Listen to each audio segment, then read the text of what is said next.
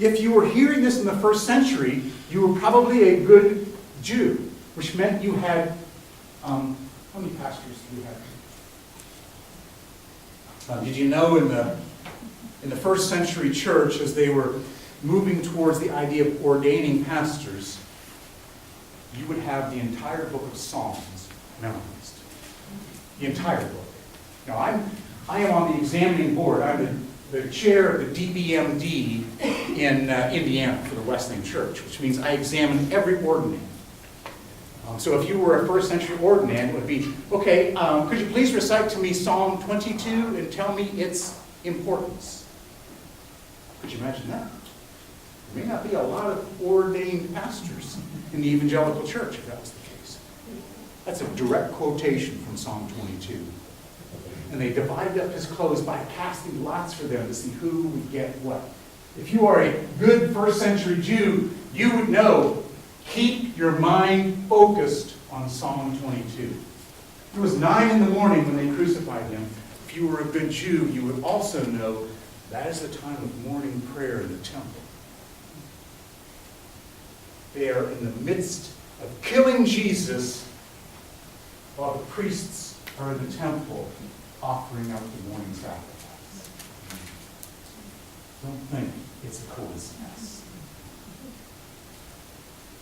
And the written notice of the charge against him read, "The King of the Jews." And they crucified 2 rebels with him, one on his right, one on his left. That's an interesting reference back to Mark chapter 10, when James and John come to Jesus and say, "We want you to do for us whatever we ask." Jesus' words are these: "What do you want me to do? When you come into your place of glory, can one of us sit on your right and one of us sit on your left?" And Jesus says, "You don't know what you're asking, because your world is upside down. You see the place of glory as a throne in the palace. My place of glory is on a cross. And that place has already been predetermined by the Father. There will be one thief on the right and one thief on the left." Those who passed by hurled insults at him, shaking their heads and saying, see that phrase, shaking their heads and saying? That's a direct quotation from Psalm 22. So, you are going to destroy the temple and build it in 3 days? Come down from the cross and save yourself. Remember my statement to you yesterday? What is the greatest miracle in the New Testament? Him not coming down. He could have done it and brought judgment. But that would be against the Father's will. In the same way, the chief priests and the teachers of the law mocked him among themselves. He saved others, but he can't save himself. Let this Messiah, the King of Israel, come down now from the cross, that we may see and believe. And those crucified with him also heaped insults. Can you see the primary focus of the book of Mark? The climax is on the shame and the insults that are continually heaped on Jesus. So much so, it's not just from the passers-by, it's not just from the Jewish leaders, it's also those that are being crucified with him. Now, Luke's gospel adds something in here that's not here, which is one of the thieves saying to him, "Remember me when you come into your place." Mark does not have this here. The point is, everybody, everyone, every way, shape, and form, even those that are rightly judged guilty, are heaping insults on Jesus. He is all alone. At noon, darkness came over the whole land until 3 in the afternoon. That is the greatest understatement ever. Hubert, you were talking about evil. This is Mark's way of talking about evil has just enveloped all of humanity. Jimmy, you mentioned Genesis chapter 6, where it says, and God actually relented. He made human beings. That's it. This is darkness at its worst. And Jesus cries out in a loud voice, Eloi, Eloi, lama sabachthani, which is translated as, my God, why have you forsaken me? Somebody tell me where that comes from. Psalm 22. If you're a reader of this, you're saying, that is this. Now, I have heard people say again and again, this is Jesus' cry of dereliction, where he actually sees himself as lost. It is where he says, God has taken his eyes off of me. I'm going to give you a couple of corrections, slight variations of theology. Number one, you'd be horribly wrong. This has been God's plan from the foundation of the world. Do you think he's actually going to take his eyes off of God's plan? This is the fulfillment. Now, you and I could not see it this way, so just allow this to be heaven. The Father has to be saying, my children are now going to be coming home. If it's possible, in the midst of the Heavenly Father weeping over the death of his Son, he is now in the full restoration of his children back as his own. Am I making sense? There has to be a way you get in your mind that the Father is pleased with this because you and I are now coming back to him. We are being reconciled to him. Please don't think he's taking his eyes off. He has his eyes on all of us now. And then, this afternoon, take a few moments and read Psalm 22. Because Psalm 22 begins that way. My God, why have you forsaken me? The last third of the song is a song of triumph. This is in my Father's will. I don't like this, but I am fulfilling his will. Not mine, but yours be done. This is a cry of victory. Don't make Jesus out to be a person who has lost his faith. That's crazy. He knows what the Father's will is. I'm not saying he likes it any more than there are times I don't like what the Father's asking me to do. Have you ever been there?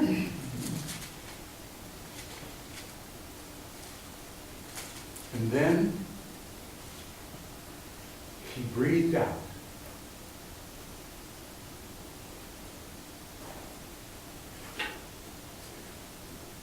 And when some of those who were standing near heard this, they said, listen, he's calling for Elijah. Listen, he calls out, Eloi, Eloi. And they hear, Elijah. Humanity are utter blockheads when God speaks. He cries out this, and they hear something else altogether. Let's go and fill a reed staff and offer him wine, and let's see if Elijah indeed comes to take him down. Two roles of Elijah. And you remember this from Mark chapter 1. The teaching of Elijah is going to be very important in the book. This is the climax of that. The role of Elijah is two in the first century. Number one, to be the forerunner of the Messiah. The second one is to meet the needs of those who are suffering. They're waiting for Elijah to come and relieve the suffering of Jesus. Nothing could be farther from the truth. And with a loud cry, Jesus breathes his last. Stop. That's the description of the death of Jesus in Mark's Gospel. He just simply breathed out. Now, I want you to stop with me for just a moment. I want you to close your eyes. And I want you to picture Jesus on the cross. You got the picture? I would dare say, you open your eyes. I would dare say you're all wrong. Because you've all pictured Jesus on the cross with a loincloth on, haven't you? Because you're embarrassed to think about the Lord naked and ashamed before us. But that's the point. The crucifixion in the first century was twofold. Number one, it was crowd control. People would walk by, see somebody crucified, and say, what did he do? Because whatever he did, I am not going to do it. It's crowd control. It's the way Rome brought in peace by utter violence. You will control people's behavior with this kind of brutality. The second rule is to so utterly shame that person publicly. The creation narrative. Genesis chapter 2. If I had time, I would walk through all the Hebrew rhymes that are there that make it so beautiful. But this is the climax of the creation of the universe. And God brought Eve to Adam, and they were naked, not ashamed. Now, in our hyper-sexualized culture, we're getting the wrong picture. It means that Eve and Adam were utterly transparent before one another, and there was no shame. Isn't that what we all want? I want people to be able to hear my story and not cast shame on them. That's the goal of humanity. It's what it means to not be thrown away. We know each other's story and no shame. Is that not what you want in every human relationship? Because that's what God wants to do. He wants to restore us not just into fellowship with Him, but also with one another. And there not to be any shame. When I first began to pastor, I was standing at the front door as people were coming in on that very first Sunday. And there was a lady standing at my right who had been there literally all her life. She was raised in that church. And she was pointing out, I am so bad with names, so she was pointing out people and quickly telling me their stories as they were coming in. People were coming in, and so I was getting these wonderful stories and reading them. And then a lady came in. Her name was Georgine. She got to the door, she goes, watch out for her. She's divorced. I didn't even get her name. She's divorced. Two things I learned at that point. There's a lot of shame in that church. And I will never talk to that woman again.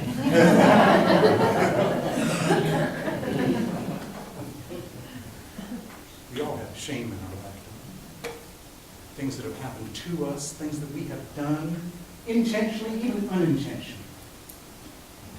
The crucifixion of Jesus is about Jesus saying, that shame, that's mine. Give it to me. And we seem to want to retain it. And in churches sometimes, we actually cause people to have shame. Can I again use Angie's great theology? Stop that. Because you're actually taking the power out of the crucifixion. He died naked and ashamed. So when we walk into church, there is no shame. This is not Matthew. This is not Luke. This is not John. This is Mark's gospel. Jesus dies naked and ashamed, so we do not have to. Now you can if you want. You can ask for just the forgiveness of sin. And if you want me, I'll try to interpret for you what the Lord would be saying to that. Yes, I can do that. Would you like more? This is my plan for your life. To take away the shame that no doctor can heal, no surgeon can remove, The very thing you go to psychologists and a psychiatrist asking for all kinds of medication to take away that shame. And Jesus says, that is exactly what I did for you at Calvary. Could I have it, please? And if you retain it, if you keep it, you are a thief, and you are taking what I died for.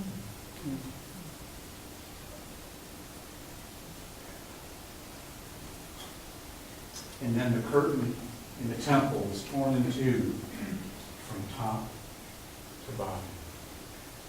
And the centurion who stood in front of him, and now listen to these carefully, who stood in front of him, saw how he died. No, humanity is blind. They can't see. But the act of Jesus' death on the cross, the very first thing that happened is the man that actually nailed him to the cross, the centurion, can now see. And then he heard the cry of Jesus. The death of Jesus on the cross actually heals our ears and heals our eyes. Do you want to know what I think the word prevenient grace means? Is we can begin to get a glimpse of heaven. Can you see him on the cross? Naked. For you. And the centurion cries out, surely this man was the Son of God. That's the climax. The opening line of the book of Mark, beginning of the gospel of Jesus Christ, the Son of God. Well, Mark knows Jesus is the Son of God. At Jesus' baptism, the voice from heaven, the Father, cries out, you are my beloved Son, and you I am well pleased. So Mark knows who Jesus is. The Father knows who Jesus is. Read carefully in the opening chapters 2, 3, and 5.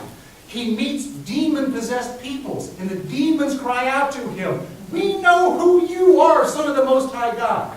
Everybody in the story knows who Jesus is, except humanity. Now, for the first time in the book, the one that's nailed him to the cross gets it. Mark is telling us none of us can recognize who Jesus is unless we know he died for us.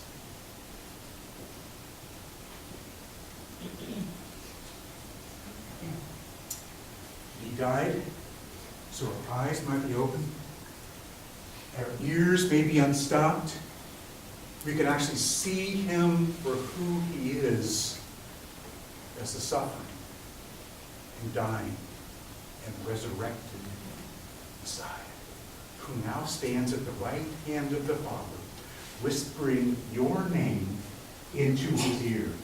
Do you see my son Bruce? Do you see what he did out at Multnomah Camp as he taught on our prayer?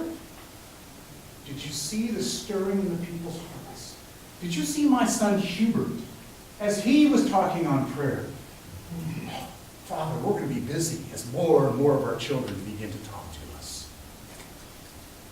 Your name being whispered into the ear of the Father. I want you to have a vision of what heaven is like, and then to realize he's asking you by name, will you partner with us on our mission? Eyes to see, ears to hear. Father,